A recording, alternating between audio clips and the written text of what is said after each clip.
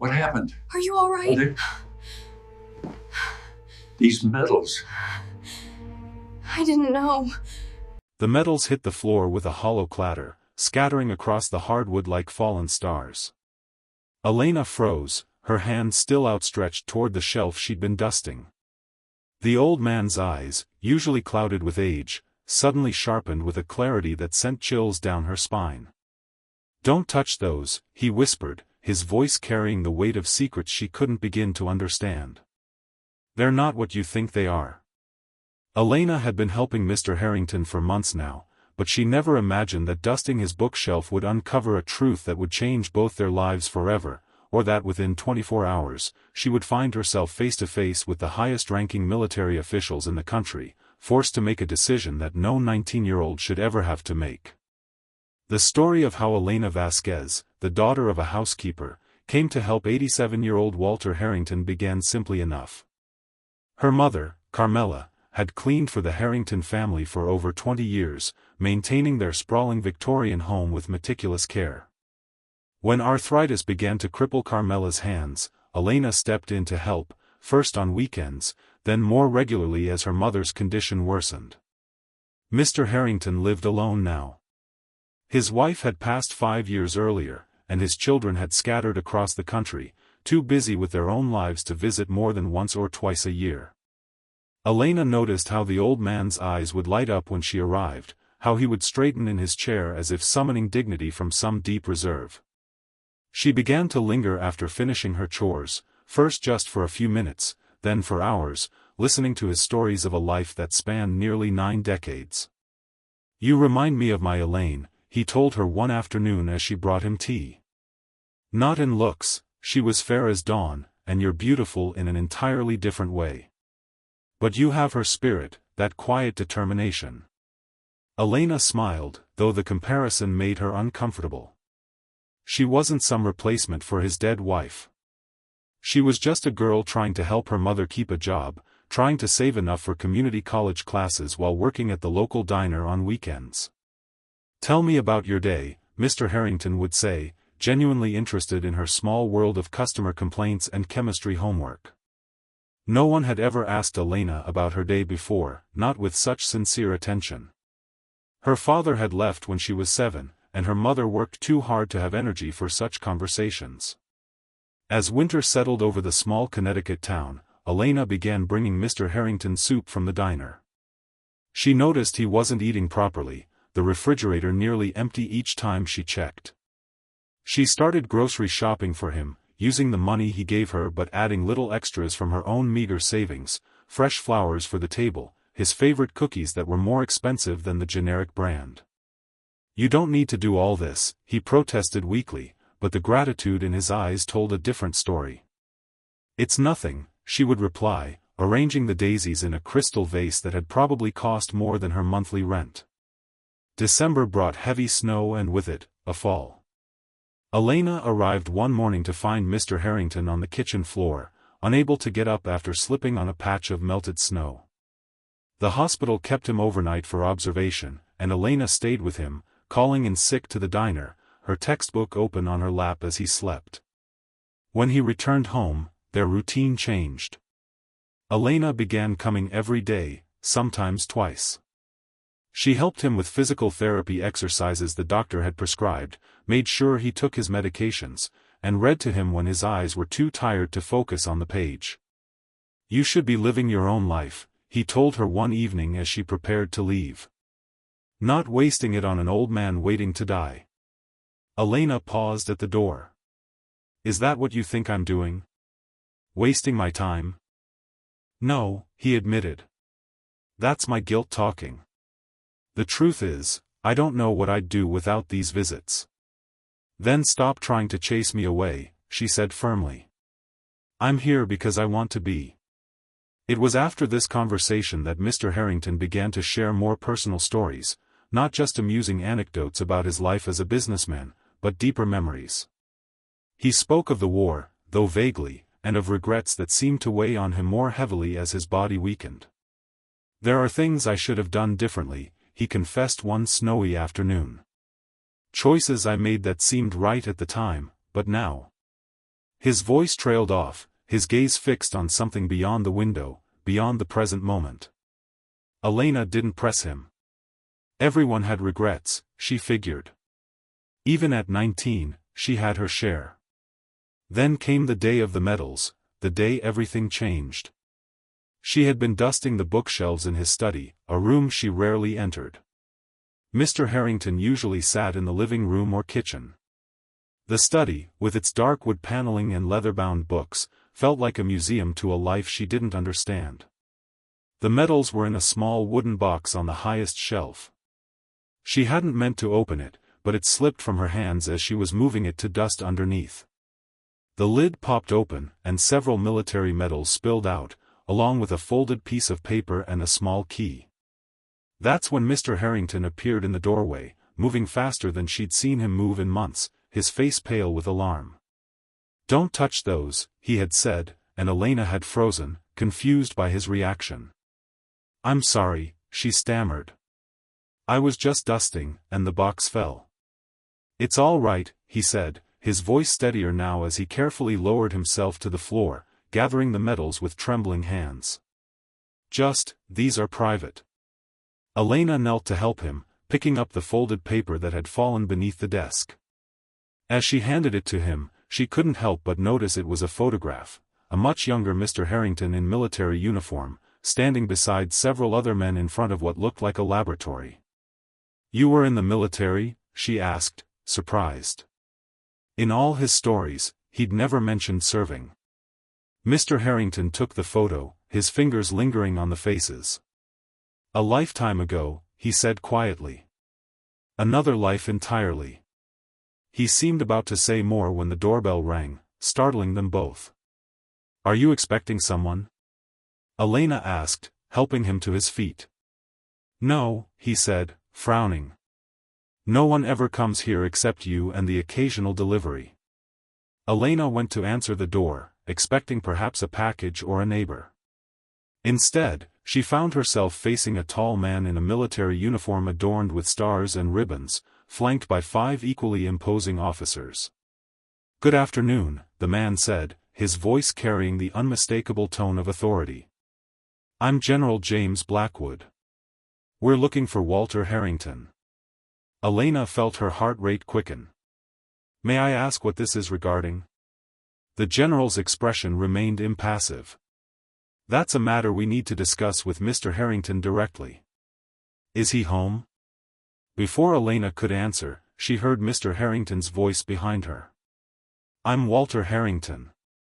What can I do for you, General?"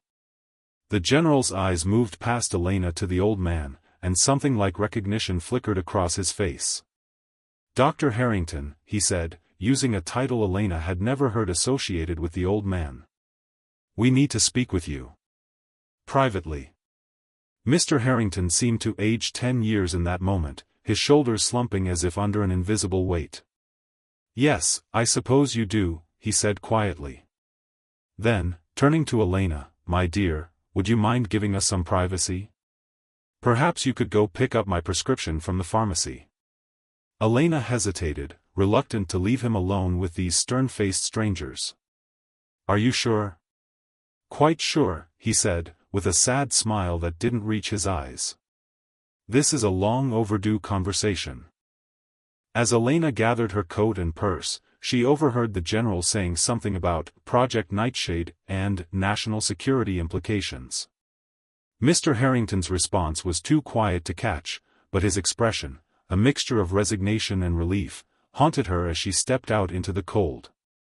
She didn't go to the pharmacy. Instead, she sat in her car at the end of the driveway, watching the house and wondering what possible connection an elderly man who needed help remembering to take his heart medication could have to national security. After 30 minutes, her curiosity overcame her better judgment. She approached the house quietly, entering through the back door that led directly to the kitchen. Voices drifted from the study, Mr. Harrington's, weary but clear, and the deeper tones of the general. "The files were never destroyed, Walter," the general was saying. "We've known that for years. What we don't know is where they are." "And you think after all this time, I've kept them?" Mr. Harrington's laugh held no humor. To what end, James? The project was shut down for good reason. Times change. Threats evolve. What was deemed too dangerous then might be our only option now. Or it might destroy everything we've built since. Have you considered that? Elena moved closer to the partially open door, careful to avoid the creaky floorboard near the hallway entrance. Through the crack, she could see Mr. Harrington seated in his leather chair, the general standing by the fireplace. The other officers were positioned around the room, silent sentinels. "We're not asking for the files out of idle curiosity," the general continued. "The situation with China has deteriorated.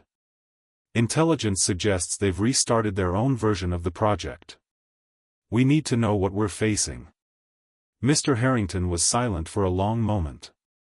"And if I refuse? Then we'll be forced to take more official measures. A man in your condition wouldn't fare well under intensive questioning, Walter." The threat, though veiled, was unmistakable. Elena felt her hands curl into fists at her sides. How dare they intimidate an old man? "I see," Mr. Harrington said finally. "Then I suppose I have no choice." He reached for the small wooden box that still sat on his desk, the one Elena had dropped earlier. "The key that was in here opens a safe deposit box at First National Bank. Box 447. Everything is there." The general nodded to one of his officers, who stepped forward to take the key. "Thank you for your cooperation, Doctor. For what it's worth, I'm sorry it came to this." "Are you?" Mr. Harrington's voice was suddenly sharp. "We swore an oath, James. All of us. To ensure that work never saw the light of day again. We also swore to protect this country," the general countered. "Sometimes that means making difficult choices. Like the one we made in '68? Was that just a difficult choice to you?" The general's expression hardened. "That was different. Was it?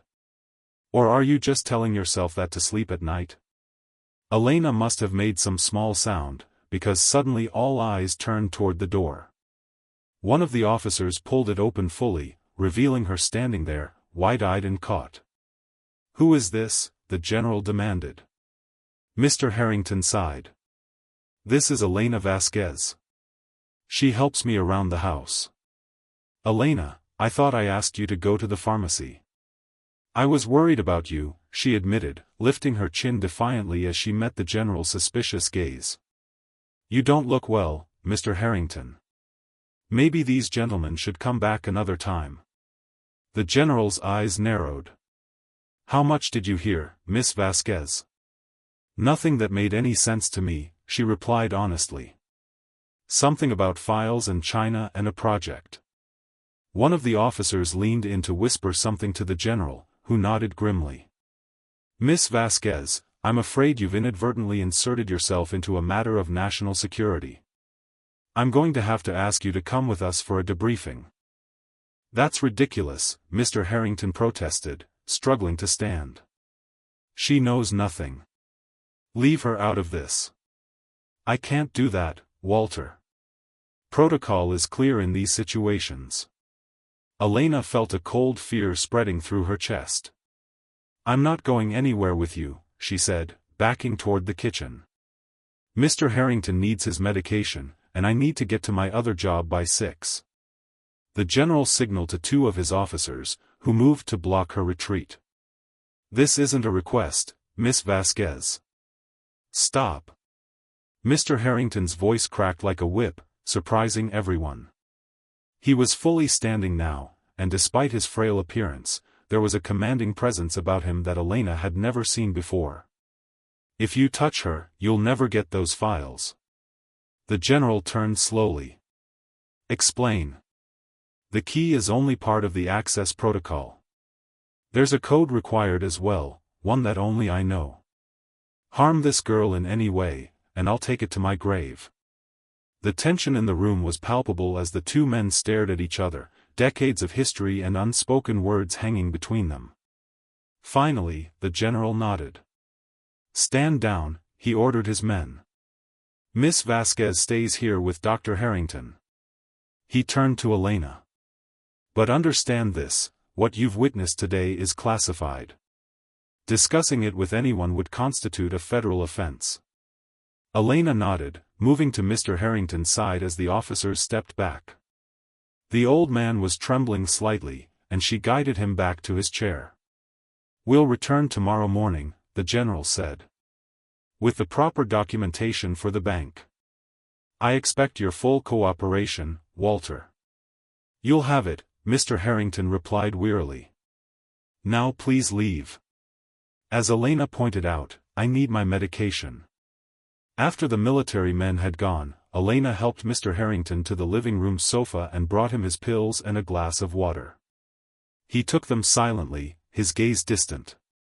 Who are you? She finally asked. Really? He looked at her then, his eyes clearing. I'm exactly who you think I am, Elena. An old man who values your company and kindness more than you know. But you're also this. Dr. Harrington they were talking about? Something to do with a project? He sighed deeply. A lifetime ago, I was a different man. I made choices, participated in work that I've spent decades trying to atone for. What kind of work? The kind that keeps men like General Blackwood awake at night, both fearing it and coveting it. He reached for her hand. Elena, I need to ask something of you, something I have no right to ask. Anything, she said without hesitation, surprising herself with the depth of her loyalty to this man. Tomorrow, I need you to go to the bank before they do. Box 447. The key is hidden behind the loose brick in the fireplace, the one you're always threatening to have repaired. Elena's eyes widened. You didn't give them the real key? A ghost of a smile touched his lips. I gave them a key. Just not the right one. What am I looking for at the bank? You'll know it when you see it. A red leather journal and a USB drive. Bring them to me, and then. He hesitated. And then I'll need your help with one last thing. The gravity in his voice sent a shiver through her. Mr. Harrington, are you in some kind of trouble? No more than I've been in for the past 50 years, he said cryptically. But tomorrow might finally bring an end to it, one way or another. That night, Elena couldn't sleep. Questions tumbled through her mind like leaves in a storm. Who was Walter Harrington really? What was Project Nightshade? And why did the military suddenly want files from decades ago? She arrived at his house earlier than usual the next morning, half expecting to find it surrounded by military vehicles. Instead, all was quiet, the pre-dawn darkness still blanketing the neighborhood. Mr. Harrington was already awake, dressed in a suit she'd never seen him wear before. He looked distinguished, more like the businessman he'd always described himself as than the frail old man she'd come to know. The bank opens at 9, he told her, handing her a folded piece of paper. This authorizes you to access my safe deposit box. The code is November 22, 68. What's the significance of those numbers? She asked, memorizing them. November 22, 1968, he replied. The day we shut down Project Nightshade. The day 7 men made a pact that apparently meant more to some than others. Elena tucked the authorization into her purse alongside the key she'd retrieved from behind the fireplace brick. What happens after I bring you these things? Then we make a decision, he said, his expression solemn. Together. The bank manager was initially suspicious of Elena's request to access Mr. Harrington's safe deposit box, but the authorization was in order, and a phone call to Mr. Harrington himself confirmed her permission. Elena was led to a private room where the manager unlocked the outer door of box 447, then left her alone to use the client key.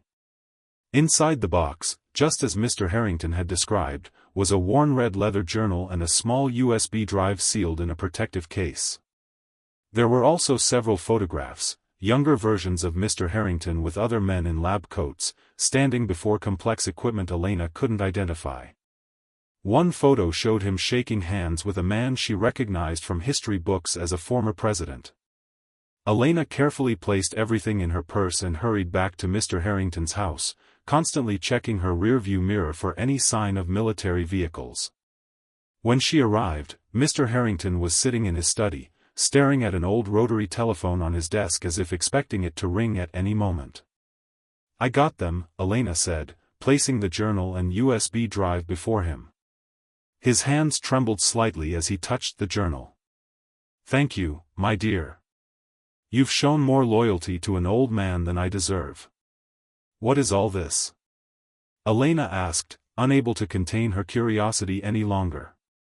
"What was Project Nightshade?" Mr. Harrington opened the journal to a page marked with a faded ribbon.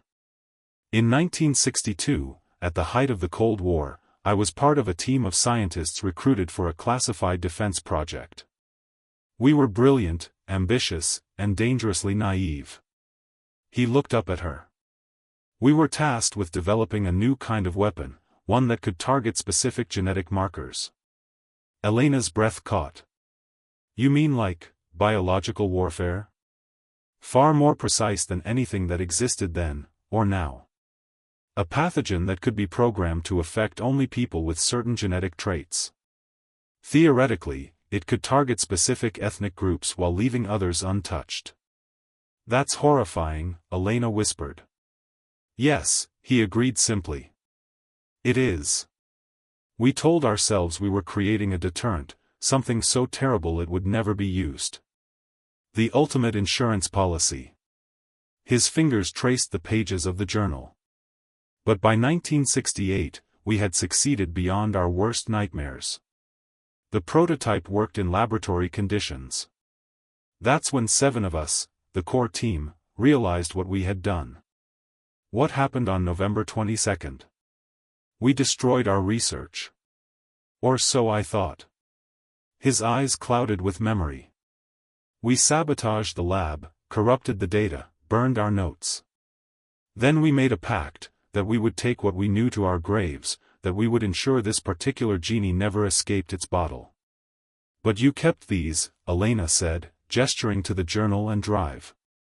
"Insurance of a different kind. In case one of us broke the pact." He sighed heavily. "I never thought it would be James. We were friends once." The sound of vehicles pulling into the driveway interrupted them. Through the window, Elena could see 2 black SUVs and a military jeep. "They're here," she said, her heart racing. Mr. Harrington nodded calmly. "Now comes the decision I mentioned." He pushed the journal and drive toward her. "These contain everything, the research, the formulas, the test results. Enough information for someone with the right resources to recreate our work. What do you want me to do with them?" "That depends," he said, his eyes suddenly intense. "Do you trust me, Elena? Truly trust me?" She thought about the months she'd spent with him, the kindness he'd shown her, the genuine interest in her small life that no one else had ever taken. "Yes," she said firmly. "I do." "Then I need you to destroy these." "Not here, they'll search the house. Take them somewhere safe and burn the journal. Break the drive. Make sure nothing remains." Elena stared at him. "But won't they arrest you? If you don't give them what they want?" "Probably," he admitted. "At my age, in my condition, it won't matter much. But I can't let this research fall into anyone's hands, not our military, not China's, not anyone's. The world has enough ways to destroy itself." The doorbell rang, its cheerful chime incongruous with the gravity of the moment. "There's a back door through the sunroom," Mr. Harrington said quickly. "Go now, while I keep them occupied at the front." Elena hesitated, then impulsively leaned down to hug the old man. "I'll come back for you," she promised.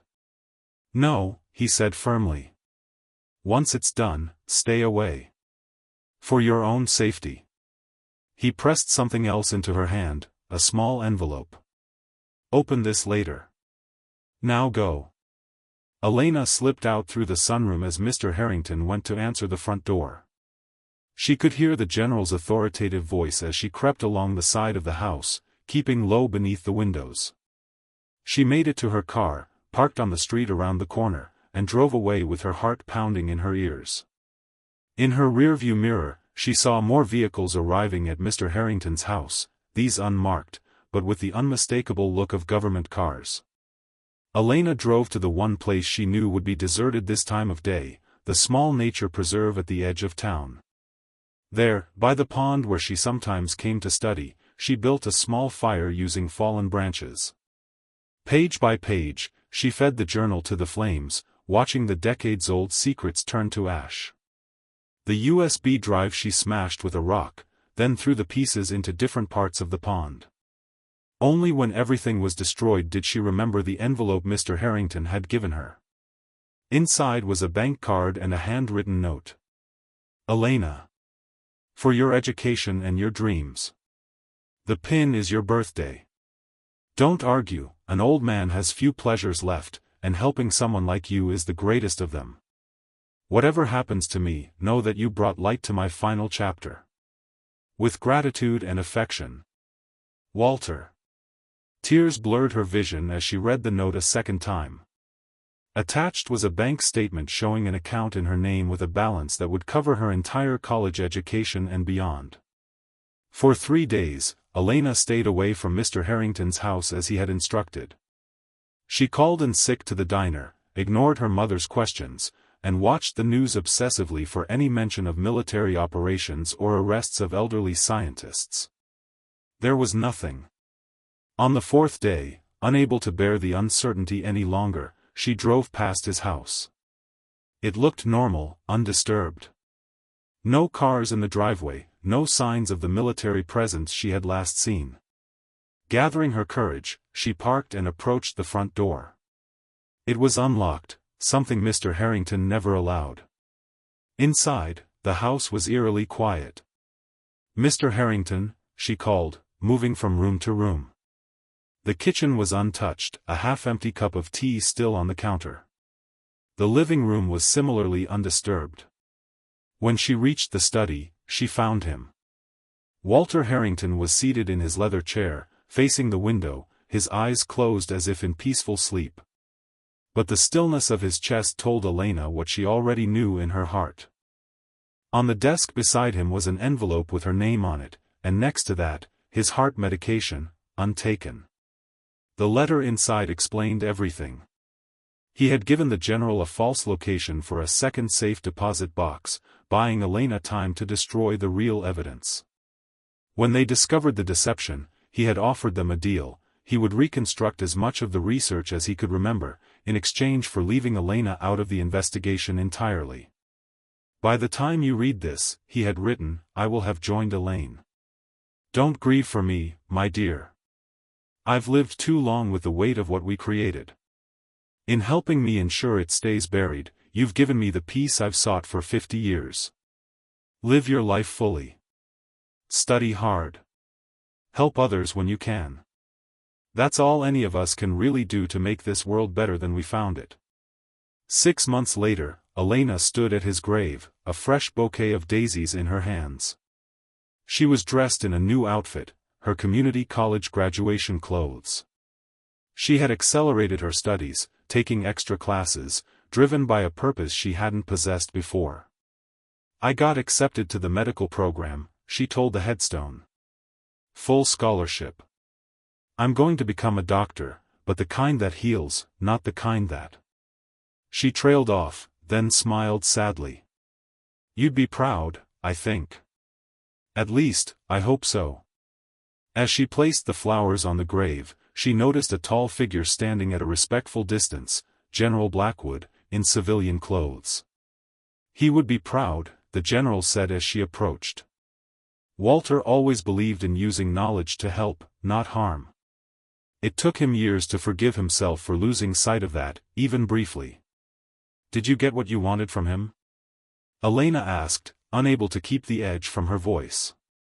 No, the general admitted. Whatever he gave us was incomplete, unusable. Perhaps deliberately so. He studied her face. He never told you the whole truth, did he? About what? About why we shut down Project Nightshade. It wasn't just moral qualms, though those were real enough. It was because during final testing, the pathogen mutated. Became something we couldn't control.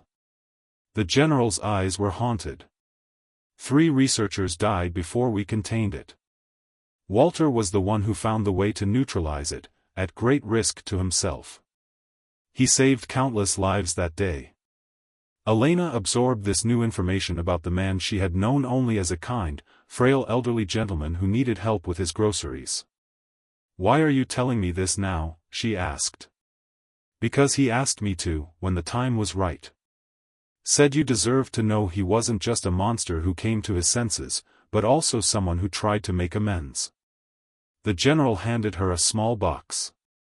"He also asked me to give you this when you graduated." Inside was a simple silver pendant in the shape of a key. Engraved on the back were the words, "Knowledge unlocks doors. Wisdom knows which to leave closed." "Thank you," Elena said, closing her hand around the pendant. The General nodded once, then turned to leave.